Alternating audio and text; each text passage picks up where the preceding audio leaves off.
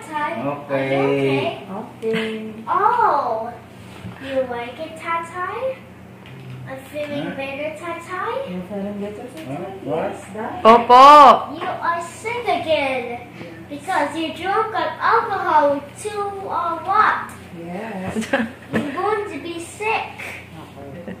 Nagdoktor na. That's right. Are you a doctor? No. Yes. Are you okay? Sansa, where are you Ah, now? Sansa. What's up mga katropa, mga tol yan? Magandang araw po sa inyong lahat. Sana nasa mabuti po yung kalagayan. Ngayon po ay medyo maganda ng panahon dito. Wala na si Bagyong Egay. Yun, for today's video mga katropa, tayo po ay maglalaba muna. At yung mga nakarang araw hindi tayo nakapaglaba dahil may bagyo nga. Tapos pupunta tayo ng 7-Eleven para magpadala ng pera sa Pilipinas. Tapos diretso kain na. Napakababa nga lang ng palitan ngayon. Sobrang baba. Yun mga tropa, tara samahan niyo ako. Let's go.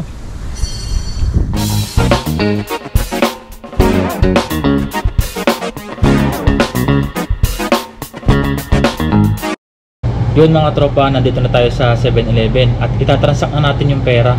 So nagpapadala ako sa True application. Sa set ako nagpapadala.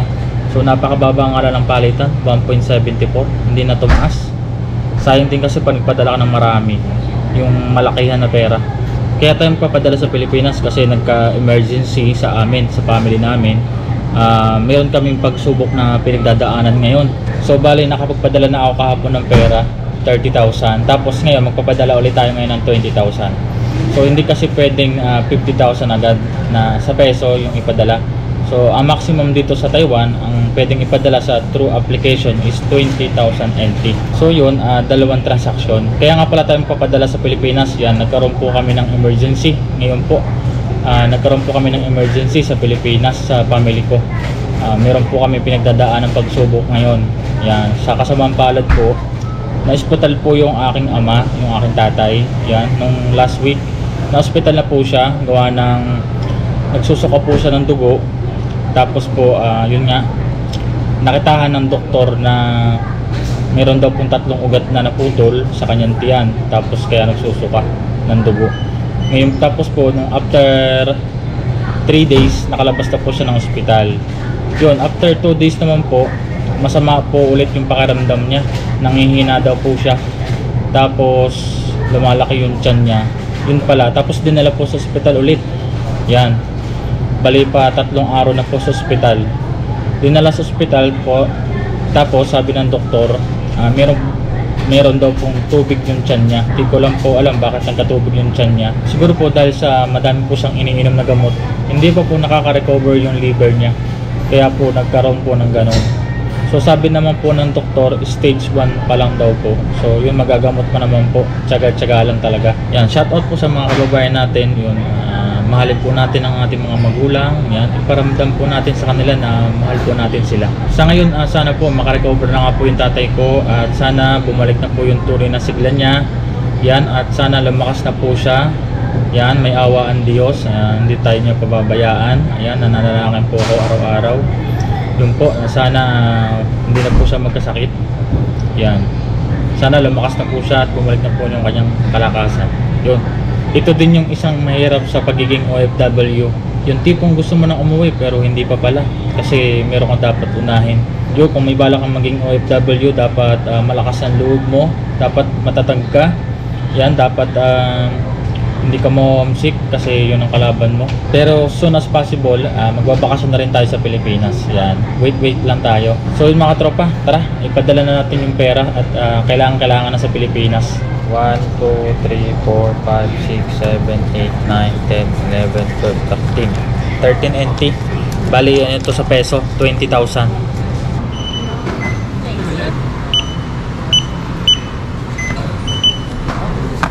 So yun mga tropa, na-deposit ko na yung pera sa BPI. Pumasok na yung pera sa Pilipinas. Yun, palis na tayo mga tropa. Maghahanap muna tayo ng makakainan natin.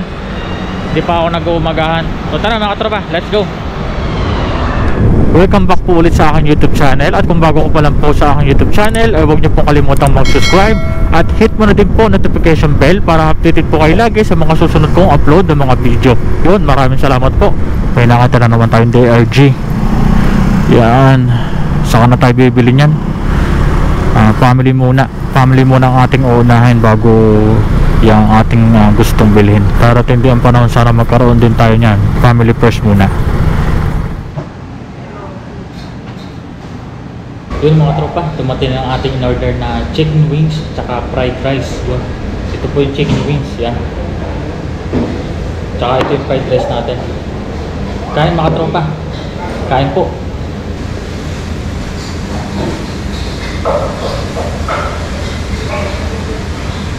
Tara mga tropa, sabayin nyo ako kumain. Tanghalian ko na po ito.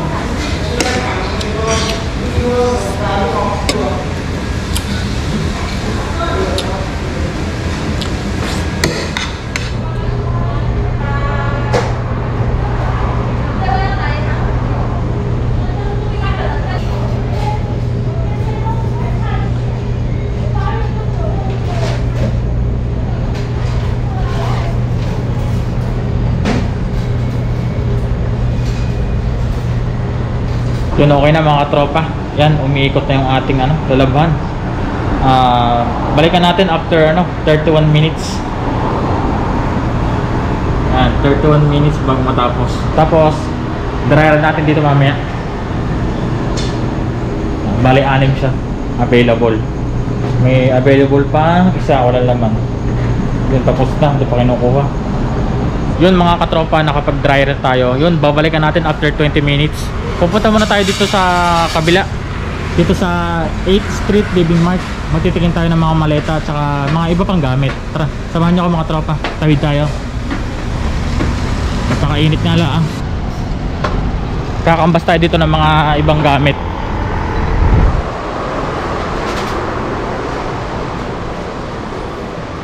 Hanap tayo ng mga maleta. Ito, marami dito. Andito na yung mga ibang design. Ano kaya presyo nito? Wala pala presyo nakalagay. Ito pala 1,590. Pero ito kalaki na 1,990. Siguro mas malaki to. Iba-ibang mga design na yan. Maliliit din. Mga bag.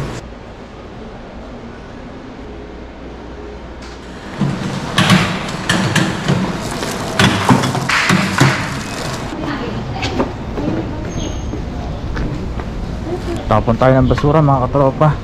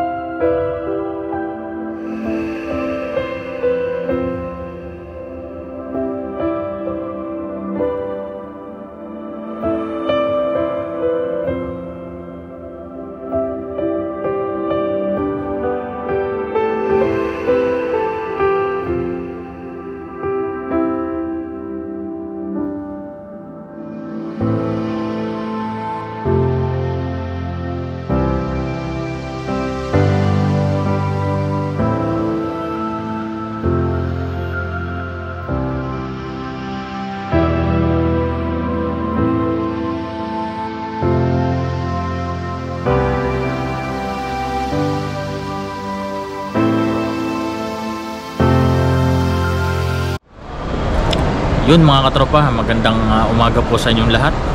Andito po tayo ngayon sa International Airport sa Kaohsiung po. Yan, nagkaroon po tayo ng emergency. Tayo po ay uuwi po ng Pilipinas. Yan, dahil po sa kasamaang palad, nawala na po yung tatay ko. Yan, nawala na po siya nung isang araw sa ospital. Hindi na po kinaya ng katawan niya yung nararamdaman niya. Yun, nagsimula po yun sa atay niya. So nagkaroon na po ng komplikasyon yung buong katawan niya. Nadama niya po yung ibang organs niya. Kaya hindi na po siya nakasurvive. Naghihintay na lang po ako ng oras para makapag-check-in po sa loob. Ang oras po ng check-in po natin ay 4:20. Ang oras po ng flight natin ay 6:20 ng hapon. So mga 9 ng gabi nasa Manila po tayo. So yun mga tropa, mamaya na lang ulit.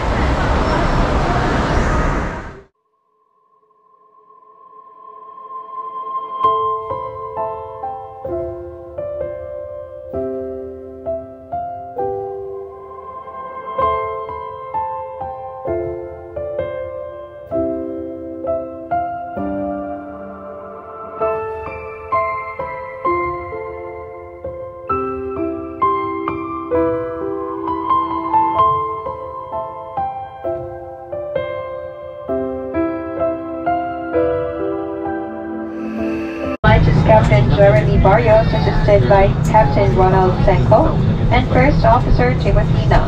And I am your senior cabin crew. Ladies, together with me are your cabin crew, Rose, JP, and Hannah. This flight will take 1 hour and 20 minutes.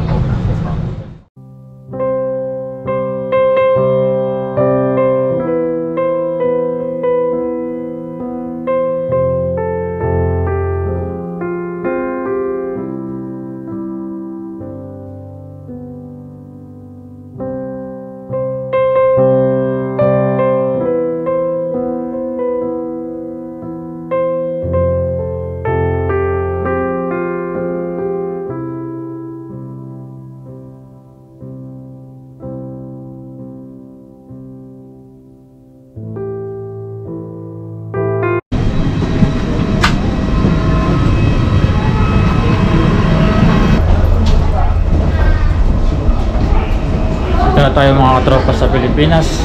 Ayan. Salamat sa Lord at tayo nakarating na ligtas. Exit na tayo. Exit na tayo.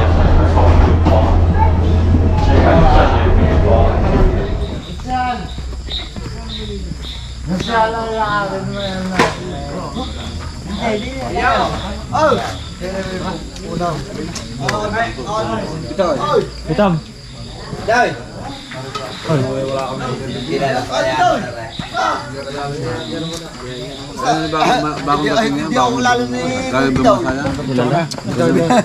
Diretso na muna doon. Umuwi na.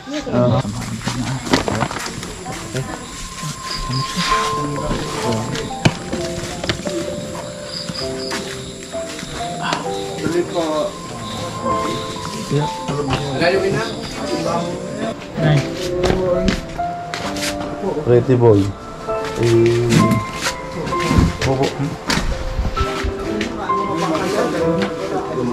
Alang alas 2 pa. Nagulat hindi tapos si Mio eh. Mio si Mito yun na. Ay, ba't ka mo? Hindi mo na.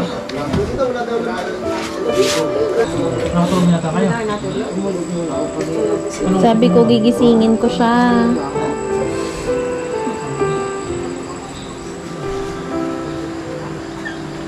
Limang taon na yan.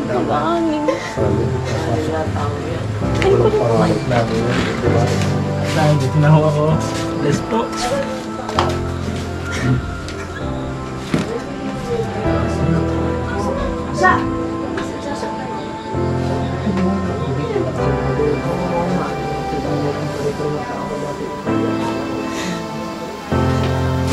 Yung natin.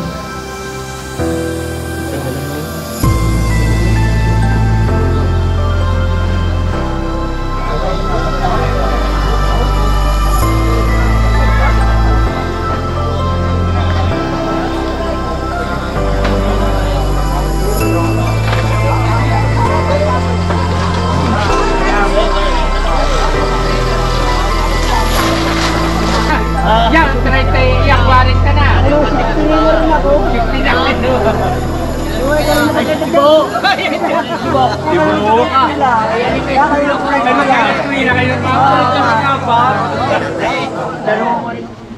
Ayun na po mag-umpisa.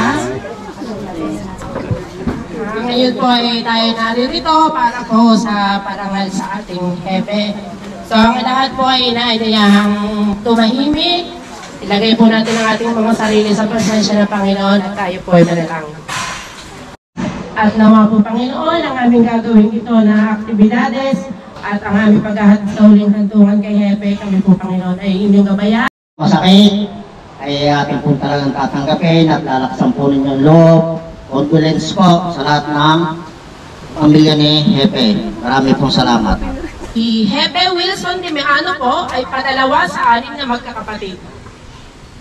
Siya po ay nagtapos ng elementarya sa Nasi Elementary School. Pagka-graduate po ni Hepe ng grade 6, nagtrabaho po siya sa Rosario bilang pahinante ng truck. Nag-Saudi po ang tatay ni Hepe, si Lolo Lazaro, at nang umuwi po, siya po ay nag-aalaga na lang ng baboy. Siya po ay naging hepe ng Barangay Tanod ng Mabunga sa loob ng 26 years. At ngayon po ay magtatapos na. Magandang umaga po sa ating lahat. Una-una po ay magkikaramay po at sanggunian ng Mabunga ay Hepe. Wala po akong masasabi niya kay Hepe, napakabait na tao niya. Wala akong napapayak niya niya. Kumbalas na lang yan sa kanyang iniwan.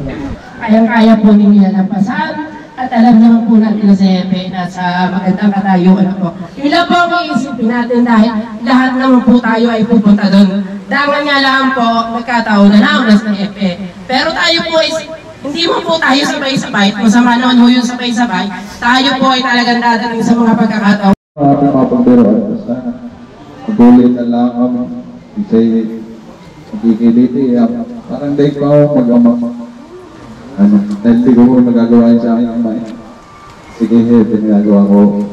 Ako ang sanggunian ng Barangay Mabunga dahil from the very first day na dinala namin siya sa ospital, kayo po ay nakaagapay sa kanya, although ako po personally hindi ako ang kausap lagi at ang kinain. At hanggang sa huling araw na sana ay ilalabas namin at iuuwi namin siya dito sa aming bahay. Thank you po. Kasi talagang sabi nga po ay i-ready lahat. Medyo mabilis nga po yung 2 weeks na hindi namin inasahan. At lalong-lalo na po ang kayo po na nagmamahal sa kanya na nabigla, nagulat, na dumating sa punto na nauna pa rin yung balita na wala na siya. So, yun lang po ang sa akin na bakit parang patay na daw siya, pero bakit pinubuhay pa namin? And then malalaman namin na patay na daw ang balita dito. So medyo na-hurt po kami kasi inilalaban namin siya. Sana po ay maging aral din sa ating lahat na nakakarating po sa amin ngayon. And sakit kasi inilalaban namin ng tatay noong mga oras na iyon. And then malalaman namin. So pero okay na rin po yun kasi sabi nga ng inay, magagalit pa sa iyo ang iyong tatay pag ikaw ay ganyan. So, Salamat sa inyong lahat. Inyong lahat.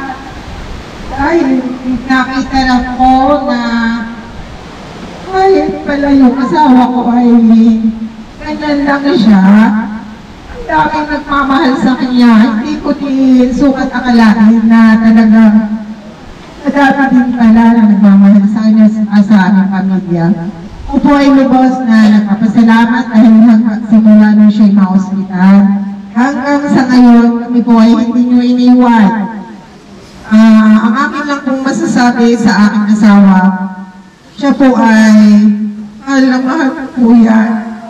Kung siya po ay nagsabi sa akin ng kanyang mga nararamdaman, kahit po nasa ng pera, siya po ipapagamot ko. Pero sadya po hindi po talaga siya nagsabi. Ang sabi lang niya, masakit ang kanyang paa. So, pinapagamot ko yung kanyang paa, pero kahit po kailan hindi niya sinabi na masakit ang tiyan, or ano man yung nararamdaman niya doon sa loob, sadya po hindi. So, iniis po niya yun. At tama po yung sabi ni Konsehalo Osa. Ang tawag po niya sa akin ay prinsesa kasi sa umaga po pagpagising, siya'y luto na. Hindi na po ako magluluto. Naka-ready ng lahat. Sa tanghali, hinahatid na. Kakaunit, dadala ng pagkain. So yun po miss ko talaga sa kanya. At yung pag ako'y dadating, nasa lubong talaga siya. Kung saan ka man nakarating, sana naroon ka na sa pilit ni Lord. At hayaan mo at habang buhay, hindi ka makakalimutan.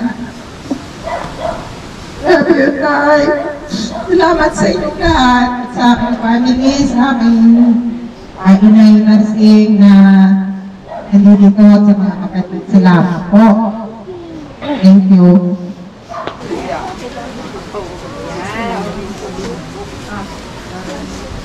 Sige po, para po sa katahimikan ng kaluluwa ng ating hepe, kapalipad na po tayo ng logo. 1, 2, 3, go!